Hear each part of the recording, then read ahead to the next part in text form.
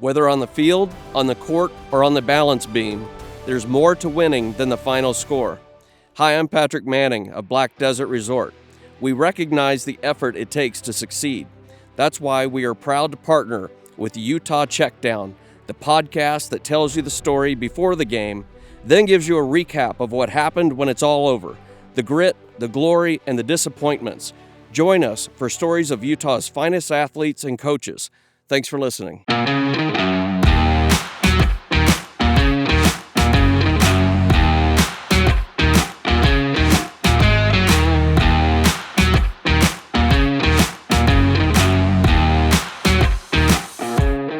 You're listening to the Utah Checkdown podcast. And now your host, Josh Furlong.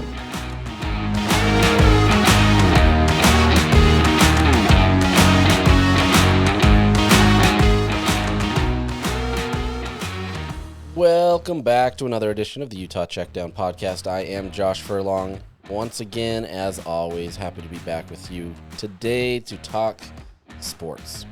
So, getting at this a little later in the week than I was hoping. I wanted to get this really like Monday or Tuesday, but life gets in the way and it doesn't always work out that way. So we're here today on a Friday. I'm going to try to keep these more early in the week as best as I can, depending on how things go. Sometimes the basketball schedule, the media availability kind of mixes things up and makes it difficult, but we're going to try to keep that on schedule, we'll say. So before we talk about everything, let me tell you about our partners, Black Desert. At Black Desert Resort, you can truly indulge in luxury your way. Whether you choose a sleek studio or an expansive 4-bedroom suite, you're just moments away from teeing off on a championship golf course. Savoring top-tier dining, relaxing poolside, or exploring the rugged beauty of southern Utah. Whatever thrill you seek, it's right outside your door. Your journey awaits at blackdesertresort.com. Get lost and find luxury. All right, well, let's just jump into it today. We're going to talk Heisman title odds. Yes, it's January 24th, and we're going to talk about the Heisman. I know, sounds weird, but we're going to do it. Because you know what? FanDuel came out with their early odds, and look, I get it, right? Like, especially this early in the season. Are we even into what we can classify as early into the season? These things are just there for early content, let's be real.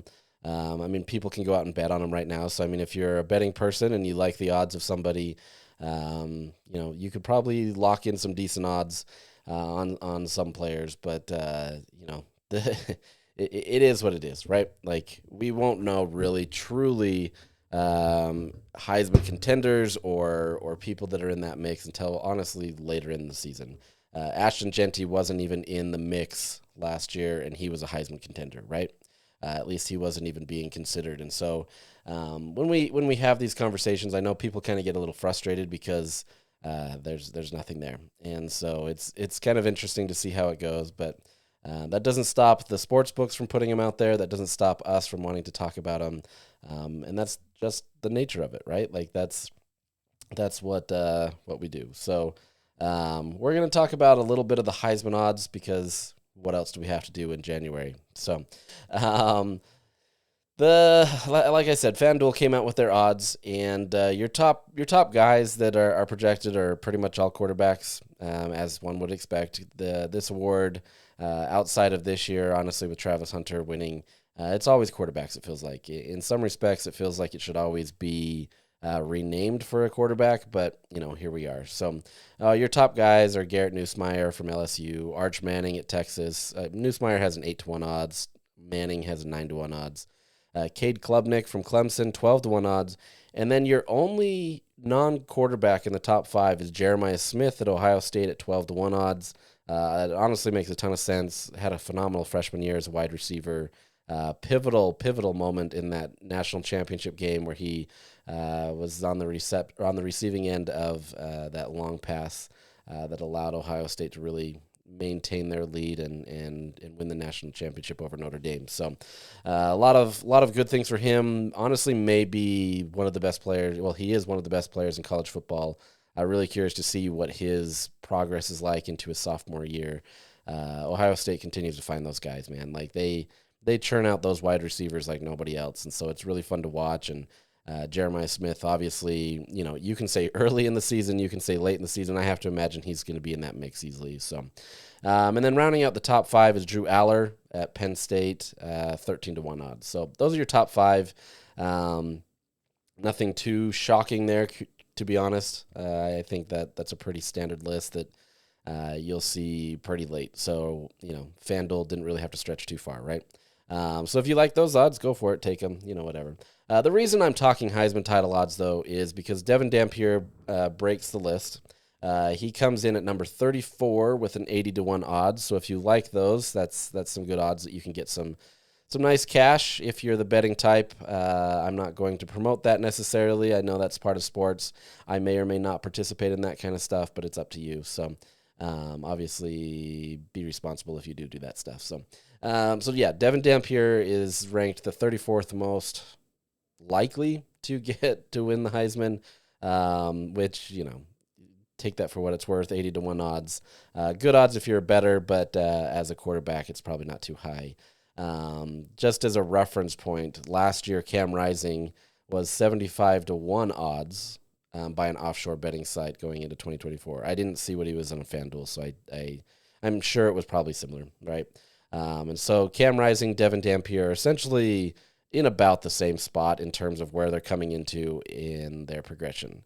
Now, I will say as part of that, Devon Dampier probably has the higher ceiling and potential to be in the Heisman title race than Cam Rising did.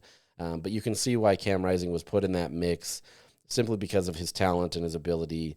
Was never going to be, the most flashy quarterback or anything that way, but got the job done and was going to be able to help Utah. So, and maybe if he's there, you look at these players as kind of being instrumental to the success of their team, and you absolutely could argue that Cam Rising was that, right? You saw that when he went out, everything changed for Utah. So it was beyond that, but we've talked about that forever. So Devon Dampier is essentially starting at the same spot in that regard. Just kind of as a side note, Travis Hunter, as I said, who won the Heisman last year, early on in January. So those early January odds that they release, he was a 50-1 odds. Obviously, there was a lot of talk about him as a player and kind of his potential. But clearly it wasn't enough to be able to put him in the mix as kind of your top contender in Heisman. So take that for what it's worth, right? These are all just data points. They're not anything serious or anything like that. Players have to play this season, and they have to do what they do to be able to get in that conversation.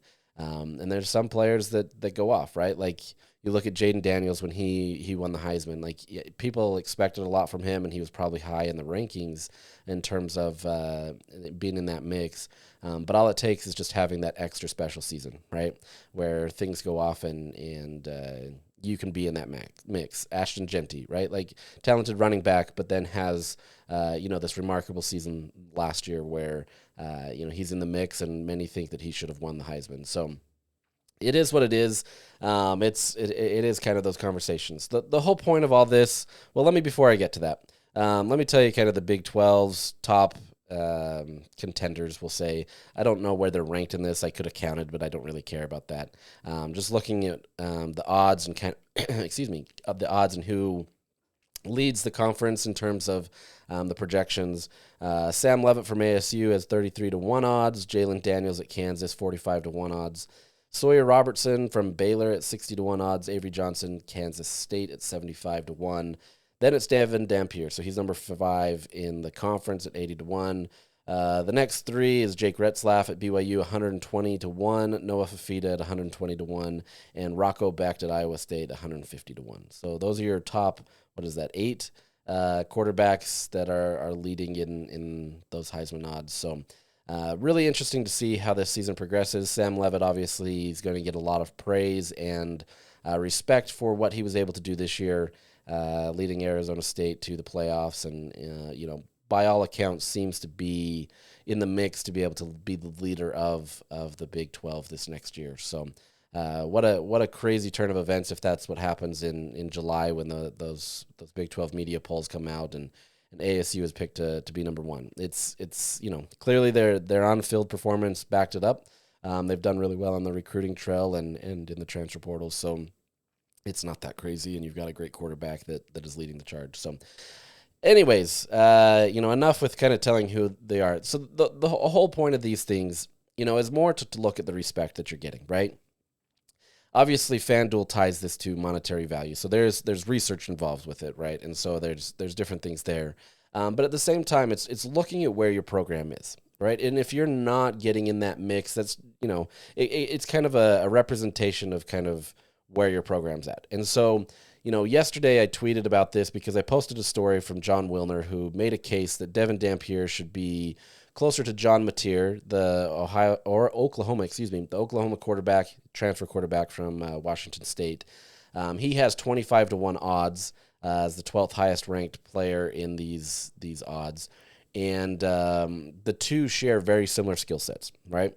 And so Wilner made his case that Devon Dampier should be at or at least just right behind Mateer in these odds. That they're essentially, the same player. They have both the same opportunities, whatever it may be. So maybe that's something of the Oklahoma bias, SEC bias that some people talk about, or maybe it's just the nature of people seeing Devon Dampier not being as good as John Mateer. Who knows, right? They had very similar seasons. Dampier obviously led the fourth best offense, did it in the Mountain West, whereas John Mateer did it in the the Mountain West. So we'll see what happens there. But, the point being that this is about where people are projecting you as a program, right? And so, as I said, when I, excuse me, I'm sorry today.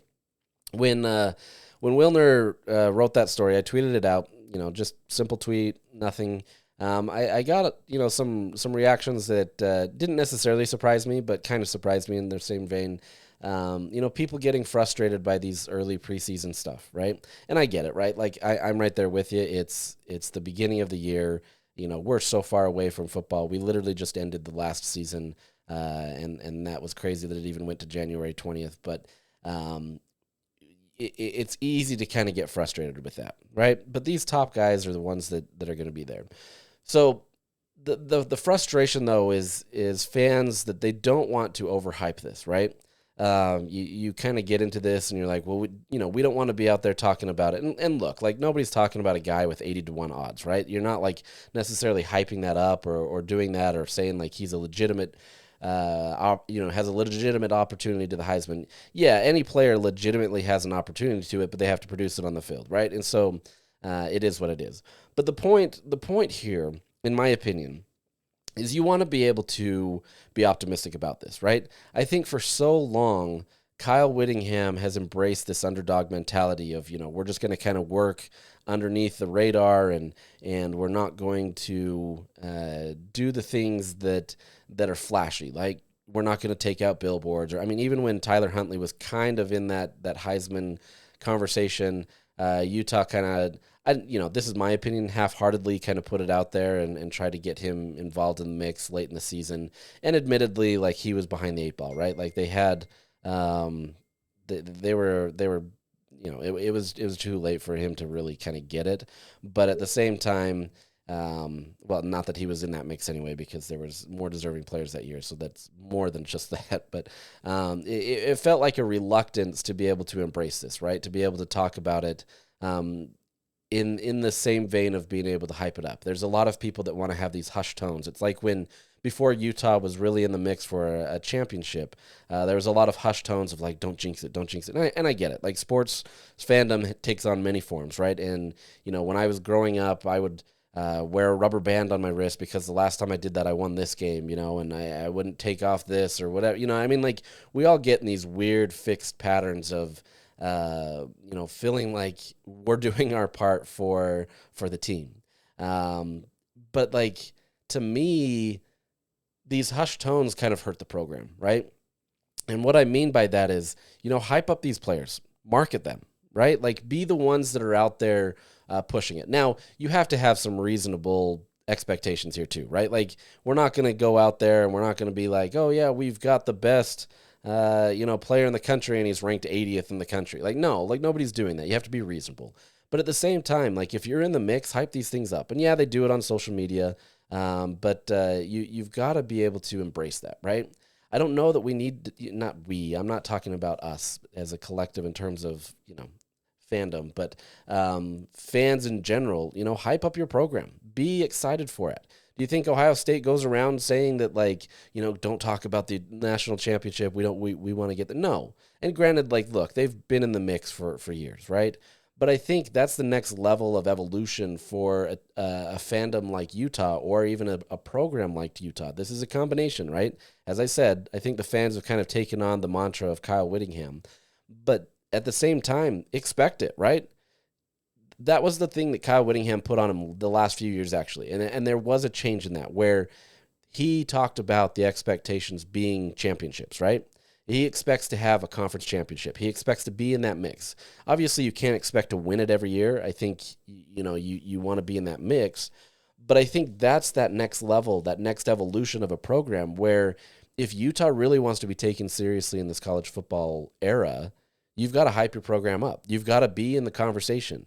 And for all the frustrations that you have, whether that be in the Big 12 or you're not in the Power 2 or whatever that may be, the whole point is to be able to market yourself, right? And part of that is trying to hype up your best players. Now, once again, you've got to be reasonable. You've got to be able to look at this and say, is Devon Dampier or any other player on the roster, in that mix where, we should hype them up? Maybe not to the level where you're taking out definitely not to the level that you're taking out billboards or you're putting out these ads that kind of hype that up.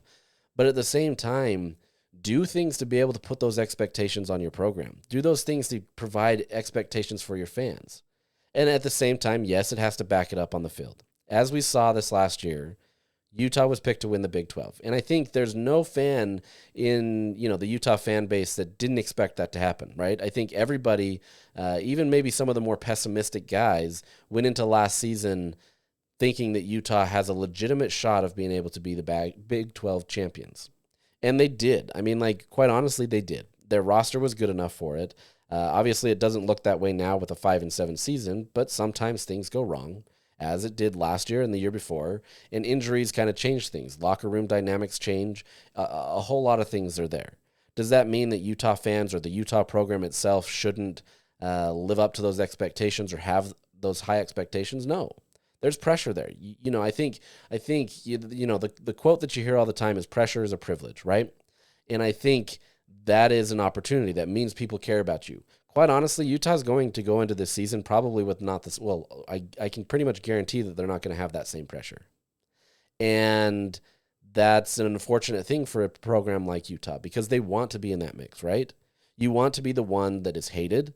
You want to be the one that is at the top where people are talking at you, where they want to give you their best games. You want to be in that conversation because it means somebody is talking about you. And for a program like Utah, that it's not a secret that Utah wants to be in a conference like the Big Ten, right? This isn't a secret. But at the same time, you don't get there by just staying under the radar. Utah doesn't get into the Pac-12 by staying under the radar. They had to be able to be on a national spotlight. They had to be able to move there. And so for those expectations, you've got to have them, right? You've got to be able to do it. And so whether it's the Heisman or whether it's a conference championship or playoff aspirations, whatever it may be, you've got to have that. You've got to be able to push forward into that. And, Utah has to be able to be in that conversation. So whether that means hyping up players, whether that means hyping up the program, you've got to embrace that, right? And yes, you have to be realistic, as I've mentioned, but you have to have that mentality. I think to some extent, you look at Ryan Day at Ohio State.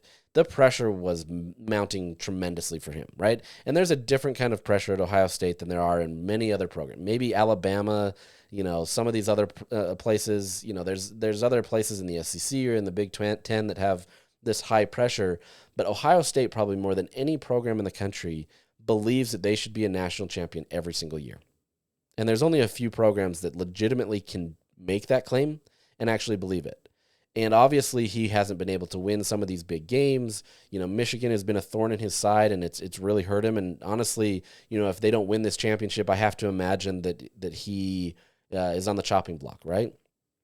And so you can see it. You can see the pressure building in him where he is, every little mistake is magnified and every little thing is done. I mean, the loss that they had to Oregon, every mistake was magnified, right? It was, Ryan Day can't do this. Why are they so stupid for this? And all this, the fans are upset. Then they lose to Michigan, and you'd think that it was a nuclear level, threat. And then they go on this epic run in the playoffs and are able to win the national championship, right? But I guarantee you, Ryan Day wouldn't trade any of that for what he was able to obtain. Now, obviously, he's in a different position than Kyle Whittingham is in for Utah. But they're not so different, right? Utah truly believes that they should be conference champions, which means that they should be in the playoffs, right? And if you're involved in the playoffs, if you're one of the 12 teams involved in the playoffs, you have a legitimate shot as a national champion. Now, look, Utah compared to Ohio State, depending on the year, is probably, maybe equal. Sometimes it's not. It's definitely not in terms of recruiting. But at the same time, if those are your aspirations, you've got to be able to play up to those. And instead, it's kind of these hush tones still. It's these, we don't want to be it. And yes, people may think you're brazen, and people may think that, you're being silly for having these expectations, but you're a fan. What expectations do you get if you're just going to have these hush tones about, I don't know, I don't know if we can get there, but I really want to have that happen. No, celebrate it, right? If you think your team is there, go for it. That's my opinion, right? And I think people get frustrated by that on Twitter, or it's like, oh, you're boasting and all you're doing is, once again, preseason hype. Sure, yeah, that's there. Obviously, the on-field stuff has to back it up, and that conversation gets louder if you actually do back it up. But I think that's the whole point of these types of things, these way too early top 25s or these preseason Heisman conversations. Yeah, they're all meaningless in the end, as you can see. Utah did not win the Big 12. They weren't even in the mix. Well, they were in the Big 12, in the Big 12 championship mix. That's what I'm trying to say. They were in the Big 12. Let's ask Mark Carlin. But neither here nor here. But the point being is embrace it, right? Embrace these types of things. Don't shy away from it and just be like, oh, stop touting these preseason stuff. Who cares? If your team is being favored in a preseason stuff, tout it. I'm not, look, don't get too crazy. I'm not going to tell you how to fan fully, but, embrace it. That's all I'm going to say. I'm going to leave it at that with the Heisman stuff because, it is what it is. Once again, I don't think you should be out there necessarily saying that Devon Dampier, 80-1 odds, he's going to win the Heisman. But I think that he has a skill set that absolutely could be there. As I mentioned on a previous podcast, he very much so has a similarity to a Jaden Daniels. Maybe not the exact same player, but in terms of the progression each year, if he can make that same progression, and it's easy to say, right? If anybody can make the progression that Jaden Daniels did, and now you're seeing that in the NFL, he's one step away from the Super Bowl. We're talking about a player that just clearly has been able to have success. But what I'm saying is he's following in the same path, right? Similar type of player, similar type of ability, similar opportunity, it can be there. And so whether he's in the mix for the Heisman this year or not, if he has a solid season, maybe he's, ranked higher next year. Maybe he's in the top 10. Maybe he's in the top 15, whatever it may be. But the point being is you want to be able to have this optimism, right? If he's able to lead Utah to the fourth best offense in the country, I guarantee you he's going to be at least close to that conversation. It's going to happen, right? And then you're looking at those preseason things as being like, oh, man, I wish I had him 80-1 odds. Once again, they're silly. We get it. But at the same time, it is a good conversation starter. It's a good opportunity to speak about your team. I'm sure BYU and Utah fans will have a little banter with it, whereas Devon Dampier is ranked higher than Jake Retzlaff. Say what you will about that. I'm not going to get into it. But that's what you're trying to do, right? As a fan, take every positive thing and tout it. And most fans do. I'm sure many that are listening to this, those are the types that do. But I think as a program and as a fan base, embrace it. That's all I'm going to say. So as part of that, though, with it being the national championship this week, we did have the final AP top 25. Utah obviously not in that mix. But, the top teams, Ohio State obviously comes out at number 1, Notre Dame number 2, Oregon 3, Texas 4, Penn State 5. Locally and in the Big 12, BYU finished at 13, Iowa State 15, Colorado 25. Kansas State received votes and TCU received votes. So interesting. Based on that, I don't honestly see a lot changing in that top 10 going into next year. Maybe Indiana doesn't crack that. I don't know. I'm curious to see how Indiana looks at that.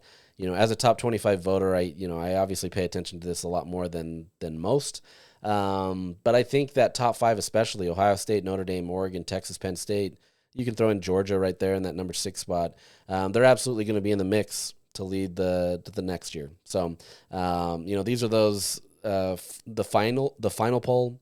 We are getting way too early polls. People looking at it, but there's still so much to kind of look into.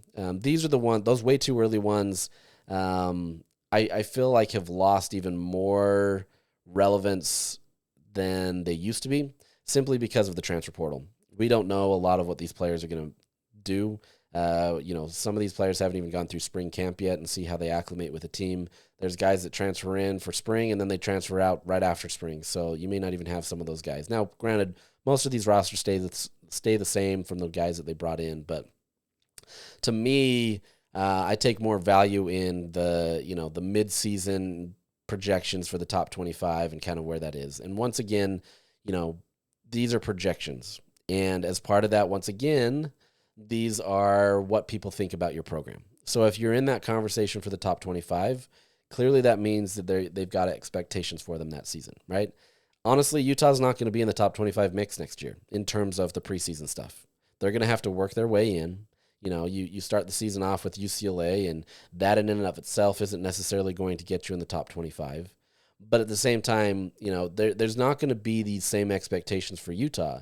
And I think going back to that previous conversation, that's a shame for Utah, right?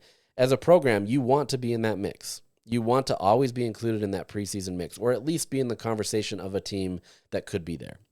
And yes, you could look at Utah's roster and you could say, oh yeah, they're on par with last year or whatever the case may be. And they probably are. I mean, I guess on par with a 5-7 season, you'd hope it's not that. But I'm meaning in terms of what the talent could have been. And so, you're looking at a team like Utah that's probably not going to be in that mix to start. And so there's going to have to be some groundwork made to be able to level up, right? You're going to have to go win UCLA. You've got Cal Poly. Nobody's going to care about that. You've got Wyoming. Nobody's necessarily going to care about that. Yes, it's in Laramie. But maybe if you start 3-0, you're going to start getting in that conversation, right? And I guess it depends on how you look in those games where Utah could potentially be in the top 25. It's easy to say right now that they won't be, after week 1, but who knows how these go. You could have a lot of teams lose, whatever that may be. The point here is Utah's not going to be in that mix, and so it's going to be a tough challenge for them. You're going to have other teams in that mix in the Big 12, and so you're going to have to work. But as I tell anybody that comments on my AP poll and is frustrated where I vote a certain team, it all shakes out in the end, right? These are just projections in time. It's a snippet in that week. And, you can argue a team should be 15 and they're 18. Yeah, I get it, right? Like I can go back and forth on a lot of different teams. I'll tell you, and a bunch of other AP voters will tell you, it's really easy to identify generally, the top few teams, right? They kind of stand apart. Some years it's like a clear breakaway 3. Some it's 5. This year was much harder, I would say, to try to identify that. Oregon made it easier because they just kept winning, and everybody else kept kind of losing and jumbling it up. But for the most part, there's a standard set of teams that are kind of always in that mix that are going to be at the top. Whether they fall 12 through 18, in my opinion, doesn't really matter because those are just numbers anyway. And to say that you're the 18th best team, and a team is the 12th best team, and neither one of them have played, and they're not in the same conference, it's all subjective anyway, right? And that's what, people get frustrated with these polls. But it's just a snippet in time. It's how your program is being looked at right now. A team, you could be ranked as the 5th best team in the country and still go lay an egg, and there you go, right? Like, clearly you weren't the 5th best team. But at the time, the trajectory and how you were was the 5th best team. So that's my little thing there. On top of this, kind of looking at those FanDuel odds, kind of projecting moving forward. And yeah, this is, we're projecting a lot for football. But they're out, and so I want to talk about them. The national championship odds for next year, as I mentioned, are going to be in those top 5 essentially. Ohio State 5-1, Texas 6.5-1. Those are always some weird odds. Oregon 6.5-1, Georgia 7-1, and Penn State 8.5-1. So. those are in the mix. As part of that, I kind of pulled the Big 12 stuff. And to me, look, national championship odds, as much as you want to complain about Heisman odds, the national championship odds are probably more diluted and less relevant in my opinion. But they still matter. And looking at those, the odds that they shake out, this is how the Big 12 would kind of, the preseason projections from the FanDuel odds would be. Arizona State would lead the conference. Behind them would be Iowa State, Baylor, Kansas State, Kansas, BYU, Utah, Colorado, and Texas Tech. Beyond that, the odds are much lower. But I mean, you're looking at that. That's 1, 2, 3, 4, 5, 6, 7th place for Utah. And so if you like those odds, go ahead and take them. But you're looking at that where this is where you're going to kind of see Utah in the mix. Utah's probably going to be somewhere in the middle of a 16-team conference in terms of their preseason projections. Now, look, you've got to go through spring and you've got to look at how all these goes, and things can change. But these are those preseason looks. But I have a feeling that that's kind of where it's going to be, right? And I think that can be a good spot for Utah. But going back to that previous conversation, you want to be in that top upper echelon of the teams. You want to be the team that's talked about. You want to be the team that's hunted. And as much as, Utah fell on its face last year as being the hunted, I think other circumstances kind of made some of that possible. I don't necessarily think it was they didn't live up to their hype or expectations. It's just more circumstantial. And, we've talked about it. They recruited to one player, and when that one player was out, it changed the whole dynamic. You had an offensive system that didn't really necessarily work for the players on that team as you try to plug and play it. There's a lot of things that Utah learned from that it wasn't that Utah didn't live up to the hype in the terms of, they weren't good enough from that. They just had a comedy of errors, so to speak, that didn't. And maybe that's me making an excuse for them. I'm not trying to make an excuse for them. They really just didn't perform on the field. But at the same time, I think there's that level where, you have to hit it at the right time, right? Arizona State hit it at the right time. They had a great quarterback and they had a great running back. Obviously, they had other complementary parts, but you had two phenomenal pieces that were able to make the engine go. Cam Scatterbo, phenomenal asset. And so it worked for them. All it takes is, a couple of these players going off, and suddenly you're in that mix. And you have a team like Arizona State who, even though their roster really still isn't to the level that it needed to be to win a championship, ends up winning a championship, right? They got hot. They were able to play with consistency. I said this with BYU a ton as well. They were picked near the bottom as well, and they were played like a team that, was together, and they played well together. You could see the connections that they all had, and it worked. And so it changes on that kind of metric. So going into the season, Utah's going to be kind of in the middle of the mix. They're not going to be looked at last. They're not going to be looked at the top. And so Utah, has some room to grow, and there's still some expectations, but it's nowhere near the expectations that Utah had. And so depending on your opinion, maybe you are the type that thinks that they should be the underdog mentality and kind of do that every year. I don't know how you can have that mentality every single year and still win championships. So, take that for what it's worth. I think you're going to have to kind of figure out that. But interesting nonetheless, kind of looking at all these odds. What it means, nothing. Other than, market your team, be happy about it. I know going into this season, it'll be harder for Utah to kind of market that team just based on the production last year. But, I think this roster is put together in a way that has potential. Right. And last year I thought that their roster, had potential absolutely to be in the playoffs and maybe even win a playoff game. But, it has to translate onto the field. You have to see how things go. I think this roster, the way that they've compiled it, seems like it could gel really well. Obviously, you bring in a lot of new faces and your 50% roster turnover. But at the same time, I think they've done well to recruit to the offense that they want. They've done well to recruit to the defensive needs that they need. And so for as much as missing a bowl game sucks, and I know everybody talks about, you get extra practices for these younger players. In my opinion, it was always better for Utah to miss a bowl, especially with where they were, right? Like if you're in the mix, you want to get the bowl. But I think what happened is this allowed Utah to be able to fully reset over the offseason, as I've talked about. You get to hone in on what you wanted to do, whether that be offensive coordinator or the recruits. Utah locked itself in a building and essentially just did the work that it needed to be able to bring in the recruits that were going to help them succeed. We'll see how it translates, and we'll get some of that as a taste of spring, in a couple months. But they did well. So that's it for football right now. Let's transition a little bit to basketball. Obviously, last week Utah beat BYU in an overtime victory. Ezra Asar goes off and has this monstrous game. Had 26 points, only had 2 points in the first half. Really took over. We don't need to necessarily go over that one again, even though I think that game showed the potential that Utah can have. And maybe you're looking at two teams middling in the Big 12. I get that. But I think you see a team that showed its fight, right? And that's where Utah's really kind of been missing its pieces for the last little bit. They don't have that top-tier talent, right? Like, they're not Houston, and I'll get into that one in a second, but they're not Houston. They're not one of these upper echelon teams right now. They just don't have the talent to be able to be there. But at the same time, when this team wants to fight, they can be aggressive and they can contend with, I don't want to say any team in the Big 12, but many, right? We saw them contend with Iowa State for a while before they just kind of stopped and gave up, and Iowa State absolutely pulled away. And once again, Iowa State's a phenomenal team, and so that's going to happen.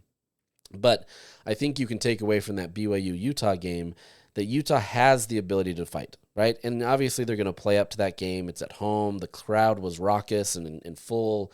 But, you've got to be able to get this potential out of guys, right? Ezra Asar, he's talked about this, so this isn't something that I'm kind of blasting him with. He's talked about needing confidence and being able to just understand that he's the guy that can go out there and do that. You can stack these performances, right? If he can continue to stack those performances, that only goes to his confidence more, right? And then it allows him to unlock some of that potential that others see, right? You don't bring in a guy like Craig didn't bring in Ezra Asar thinking like, I'm going to have this guy that lacks potential or whatever. No, he saw potential and he's just trying to unlock it. And they have a great, bond. They have a great friendship and they've worked really hard to develop that and kind of unlock that with Ezra. And he's slowly starting to get there, right? And so you're starting to see it. And I wrote an article about it, and you can read about it. I posted it this week. But if he's able to do that, that really unlocks some potential for Utah. Lawson Lovering has unlocked some potential for himself that allows Utah to be able to be much more in the mix in the post, right? The last few years, outside of Brandon Carlson, Utah's really soft in the post. They didn't really have a huge inside presence, and so it was really reliant on guys making three-pointers. That's not quite the same this year. Utah's been much better in the post, whether that be with Lawson Lovering, who's really kind of unlocked a new level. Ezra Asar, obviously, if he's able to kind of stay in that mix and continue to be consistent and have that confidence, he's that next level. He's got some great ability down low. You've got Keanu Dawes. You've got some players that can be able to do it. And it's slowly starting to come together. They slowly are starting to believe in each other, but it's got to continue, right? And so you've got to be able to take that effort from the BYU game, the effort from the TCU game, the effort from the Oklahoma State game, a 3-game winning streak, and propel that forward to the next games. Unfortunately for Utah, they had to travel to Houston to be able to run into a buzzsaw, right? I mean, Houston's a team that just absolutely makes other teams look ridiculous. And they made Utah look ridiculous. They come out and win 70-36. They jumped out to something like a 26-5 lead or something like that. I don't have that one handy. But it just absolutely just decimated Utah. Their offense was clicking, but it wasn't even their offense that was kind of the highlight, in my opinion. It was their ability to just absolutely make their presence known on defense. They end up forcing Utah into 26 turnovers, which translated to 29 points for them. Utah shot 30%. They had no double-digit scores. They weren't aggressive. We talked to Craig Smith yesterday, and it was kind of like, Houston. The way that I equated is they went into this fight thinking, hey, we're going to go up against this top team. Then they instantly got punched in the mouth, and they shriveled, right? He said there was one of those things where they just kind of had this look on their face like they didn't know what was happening. In the sense like you lost. Like, my kids have played in competitive sports, and there's every once in a while this team that comes along and they're just clearly better, right? And you get that shellacking where they just wipe you up and down, and there's nothing you can do, and all you can do is say, please, sir, can I have some more? And that's kind of that moment, right? Where you just, no matter what you do or what you feel like you want to do, you just kind of give up. Your soul dies, so to speak. And so that's kind of how that game played out. Utah just had no answer. They weren't playing the connected form that they had. And admittedly, it was hard to get into that when you start pressing and you're starting to kind of think, we got to get into this. There was no getting into this. I mean, quite honestly, I had my story written 10 minutes into the game because Houston was just absolutely destroying Utah in every facet of the game. So now there's progress there. Craig sees some progress there in the sense that they were able to get a ton of offensive rebounds, much more than Houston ever allows. They were able to be aggressive down in the post in that regard. And so there's optimism there. But at the same time, to be able to have the Houston game right after, a 3-game winning streak where things are going to be confident building, that's a huge blow to the confidence, right? Now, it's one game. Guys get involved in this. Anybody that's played a basketball game has played teams like that. It happens. But I think the point is Craig is hoping that his team takes the lessons that they learned from Houston and tries to translate into this Baylor team that just kind of plays similar. They're clearly not the same as Houston, but they play similar. It's also similar to the play that Utah had against Baylor the first time this year. So, there's hope that when Baylor comes to town on Saturday, that they're able to have kind of more success. They're able to kind of get back to that, teamwork and everything. But it's not going to be easy, right? This conference is never going to make it easy. The games are at a much quicker rate. It's not your standard Pac-12 style where it was, Thursday you play your first game, then you play Saturday or Sunday. This is games, every 4 days or whatever the case may be, 4 days, 5 days, 3 days. In this case, because the game got pushed back a day for Houston. This is a tall challenge for Utah. And so, you've seen some optimism out of this team, and I think there's opportunities for them to finish better, obviously, than what they were projected. But this is a turning point for Utah, in my opinion. They were 0-3 to start conference play. They rallied, they played together, came together in a way that you saw that was completely different, right? They're working together and passing the ball. There's confidence. But this becomes another turning point in this season where Utah could just say, look, we're not clearly better than any of these teams, and we can't do it. And it's really easy to look at kind of who these teams are and say that Utah is just not in the mix. But, it's a challenge to kind of see this fight for the team, right? And so far they've answered the call. But we'll see in these last 14 or so games that Utah has what they can do. Let's be realistic. An NCAA tournament berth is not really on the table. It would take Utah running the rest of the schedule, which, is not really likely. And even on top of that, you'd still have to probably run the table at the Big 12 championship. But the point is, I know nobody wants to settle again for an NIT, and, it's tough. But I think you've got to be in that conversation. If you don't make the NIT this year, I think Utah's going to be in a full reset. And, whether you believe that's on Craig or whether you believe that's on the administration for their support of the program, whatever it may be, that's another disappointing season for Utah. And yes, NIT is disappointing. We get it. But I think you've got to be in that mix to show that there's progress. And if you can get to the NIT and try to get some of this holdover and bring some of these guys back, then there's a potential for you to be able to maybe make a run again. But if you're back to, okay, you made the NIT, but now you're losing all these guys again, there's no real hope. One of the reasons why Houston is as successful as it is they've kept the same guys. They're not outside of this year, they're not recruiting at this high level. They're in the top 50, right? I think the last few have been, top 40 or whatever it may be. But they're not recruiting at this level of like a Duke or Kansas or whatever that may be, but they're finding ways to be able to have consistency. And so in the era of the transfer portal, they're still able to get guys to stay. And some of that comes with an investment in the program, right? Whether it be NIL or other means, it's an investment in the team. And this team does love each other. You're obviously going to lose Gabe and Mason, but you've got a team that believes in itself. If they can do that and you can add more athletic pieces and be able to do that, then that helps. But in this era of college basketball, if you're not able to get investment and support from, the athletic department or boosters, you're kind of toast. And so whether you like Craig Smith as a coach or whatever, it doesn't really matter if you're not able to get it. And it translates beyond Craig, right? Like, obviously coaches have to instill confidence and you have guys play for them. But even guys that love to play for a guy like Craig Smith, let's say, are going to go somewhere else because they can get more money if that's what it is, right? You've got to build this whole group effort of support from the athletic department, support from the coaching staff, and just a buy-in from the players, right? And that's tough, right? And so we'll see how this goes. But the reality is this is probably another season where Utah's probably going to be in the NIT if they are, and you have to see what happens after the season. So really interesting to see how that goes. I know it's been tough for running Utes fans the last 7, 8, whatever years it's been. And there's no real clear turning point. So we'll see what happens. On another side, the women's basketball team kind of was going for history in some respect the other day.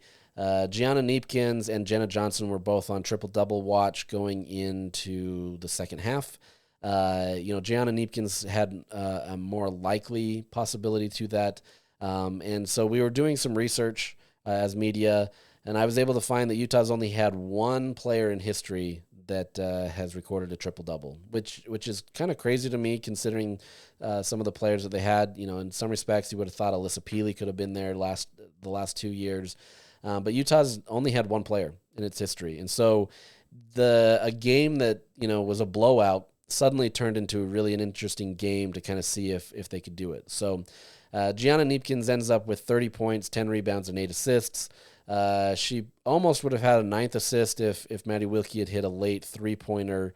I had asked Gavin Peterson if he would have kept Gianna in had she made that, if Maddie had made that three-pointer, and he said no, which kind of was, the look on Gianna's face was pretty priceless. She was pretty shocked. She understood it, right? Like, she understood the situation. You're up 20. There's no real need to chase stats. And he said that. He's not a stat chaser. He's looking at the game. He's looking at, how much they are up, all that kind of stuff. And he said he has some PTSD. I'm going to guess some of that is from Gianna last year where they were up big over BYU and suddenly she's in for the last second and, the rest is history for the season because she has a season-ending injury. So obviously she's the star of the team and you need to keep her healthy. One game against Kansas wasn't going to mean anything. Yes, it'd be cool to kind of etch your name in history and say that you're the second person ever to be able to get a triple-double in Utah history. But I don't think anybody's going to look at Gianna in any less light. She's obviously been great for the program, started as a freshman, has really kind of been one of the central figures into Utah's most recent turn to being successful, right? And being in the NCAA tournament mix and all that stuff. So Jenna Johnson, she was close as well. She had 13 points, 9 rebounds, and 7 assists. Obviously had a few more things that she needed to do, but remarkable effort from her as well. And then also in that game, Maya Torre, reached her 100th career block. She's another player similar to Ezra Assar, who, if she can tap into her full potential, I think you're going to see a really dynamic player. And you see it. There's games where she just completely goes off and becomes an absolute force in the game. And then others where she kind of gets lost. And not lost in the sense that she's not in the mix. Like, she's clearly in there doing her job and getting everything. But it's not to that same dynamic level. And I don't think Utah necessarily needs her to be. But I think you still need more consistency from her. And I think, as she gets to that, and I know Gavin Peterson continues to speak to that, this Utah team could be great. Because if she can continue to be a great inside presence, be able to be a threat down there, mix in Jenna Johnson, who herself has said that needs to be more in mixed, right? She's kind of been lost as well this year after having some pretty stellar seasons. If the two can be more dynamic in the post, that absolutely opens up Utah's game where they can translate that to those 3-point shots, right? And they're a team that when they're hot, they're going to hit those. And they're going to, hit them at a high rate, and teams are really going to suffer because of that, and make it difficult for them to kind of come back. So, curious to see how that goes. They play BYU this week in Provo, so they're going to have that rivalry game. On paper, Utah's the better team. This BYU team hasn't been great this year. They have Delaney Gibb, who's a phenomenal freshman. She continues to win Big 12 Freshman of the Week, and it's hands down the easiest vote, right? Like, I vote for the players of the week each week, and she's an easy vote. So, you've got to stop her. But outside of that, it's a team that isn't as competitive as Utah can be, right? Obviously, you're hoping you can get Kennedy McQueen back soon. If she can get back, that adds another dynamic asset for Utah. Brings Maddie Wilkie off the bench. It can unlock some more potential for Utah. So we'll see what happens. So, two basketball programs that are kind of in different directions right now. The women's team obviously has been doing really well. Still in the NCAA tournament title mix. Was ranked a couple weeks ago before some misfortunes. But they're still in that mix, right? Like, they're still kind of outside of the top 25 type team. Still have to have some more consistency, have to play better together as a team, but doing well. Whereas the Runnin' Utes, they're still kind of figuring themselves out. Things have clicked, but you're running up against a buzzsaw, right? You get Houston, now you get Baylor. This isn't going to be an easy task for them. So curious to see how that goes. But that's going to be it for me today. We're going to continue these podcasts, as I said, every week. I've laid out a plan for the rest of the year where we'll kind of lay out some of the football stuff. It'll still be pretty basketball heavy these next few weeks because we're in the middle of this season. But I'm going to try to have a new element every week about football. We'll go over position groups. We'll go over schedules, kind of like we did this last year where we break it down that way. So stay tuned. Hit me up if there's ever anything you want me to talk about or anything that way. I'm happy to chat about it. Hopefully get some guests this year and get some things going that way. So appreciate your time and listening to this podcast every week. And I will catch you again next week. Have a good one.